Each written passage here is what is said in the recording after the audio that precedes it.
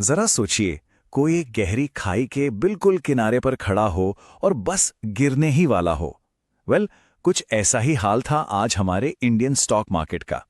आज हम उसी कहानी को समझेंगे कि कैसे बाजार एक बहुत बड़े क्रैश से बाल बाल बचा। हाँ, ये कोई मजाक नहीं है। एक बड़ा क्रैश सच में दरवाजे पर दस्तक दे रहा था।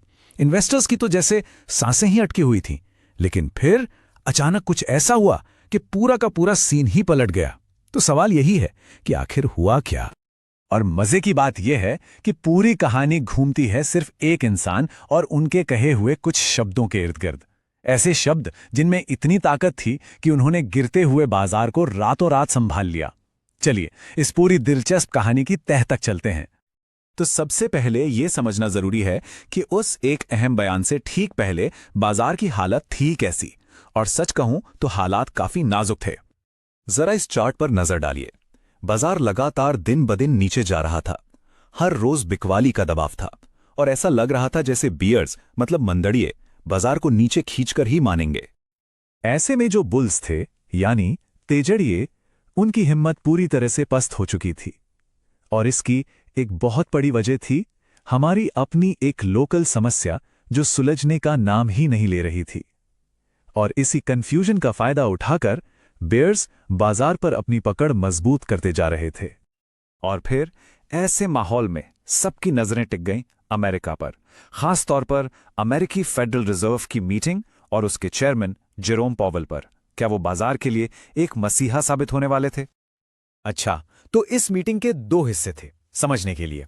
पहला, इंटरेस्ट रेट पर फैसला, जिसका बाजार को बेसब्री से इंतजार था। लेकिन असली खेल तो दूसरे हिस्से में था। फैसले के बाद चेयरमैन पॉवेल की कमेंट्री और प्रेस कॉन्फ्रेंस। असली गेम चेंजर वहीं छिपा था। और फिर हुआ भी वही जिसकी सब उम्मीद लगाए बैठे थे। फेड मीटिंग से एक के बाद एक इतनी अच्छी खबरें आईं कि बाजार का पूरा मूड ही बदल गया। पहली अच्छी खबर, इंटरेस्ट रेट्स में कटौती।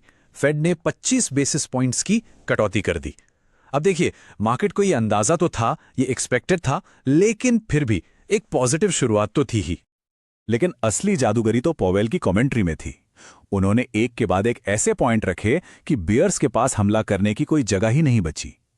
उन्होंने कहा अमेरिकी इकोनॉमी मजबूत है, जीडीपी का अनुमान पहले से बेहतर है और सबसे बड़ी बात, आगे रेट्स बढ़ाने का कोई इरादा नहीं है। और फिर आया वो मास्टर स्ट्रोक, वो एक बयान जिसका पूरी दुनिया को इंतजार था। जब ट्रंप के टैरिफ के बारे में पूछा गया तो उन्होंने कहा कि इसका असर मैनेजेबल है। बस इस एक शब्द ने दुनिया भर के बाजारों पर छाई अनिश्चितता के सबसे बड़े बादल को हटा दिया। तो अब इतनी सारी गुड न्यूज के बाद तो यही लगता है ना कि इंडियन मार्केट भी रॉकेट बन जाएगा। लेकिन यहां कहानी में एक ट्विस्ट आया। जो हुआ वो थोड़ा हैरान करने वाला था। पावेल के बयानों का असर अमेरिकी बाजार पर तो तुरंत दिखा। वहां तो जैसे एक तूफान आ गया और मार्केट करीब 500 पॉइंट्स की जबरदस्त तेजी के साथ बंद हुआ। साफ था कि दुनिया भर के बाजार इस खबर से झूम उठे थे। और अब जरा हमारे बाजार को देखिए। यहां कहानी बिल्कुल अलग थी। सिर्फ 150 पॉइंट्स की एक मामूली सी तेजी। अमेरिका के उस जश्न के सामने यह बहुत ही फीका लग रहा था। तो सवाल यही उठता है कि आखिर ऐसा क्यों? जब ग्लोबल संकेत इतने पॉजिटिव थे तो हमारा बाजार इतना ठंडा क्यों पड़ गया? इस पहेली का जवाब छिपा है हमारी अपनी एक अंदरूनी समस्या में। और यही वो वजह है, वो एक परछाई है जो हमारे बाजार पर मंडरा रही है और उसे खुलकर दौड़ने से रोक रही है।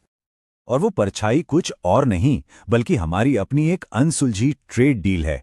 ये एक ऐसी लोकल प्रॉब्लम है जो इतनी बड़ी हो चुकी है कि ये अमेरिका से आई पॉजिटिव खबरों के असर को भी कम कर रही है। इसी अनिश्चितता के कारण बड़े इन्वेस्टर्स भी पैसा लगाने से डर रहे हैं। तो असली बात यह है कि जब तक ये ट्रेड डील की अनिश्चितता का बोझ हमारे बाजार पर रहेगा, तब तक हम इस ग्लोबल रैली का पूरी तरह से हिस्सा नहीं बन पाएंगे।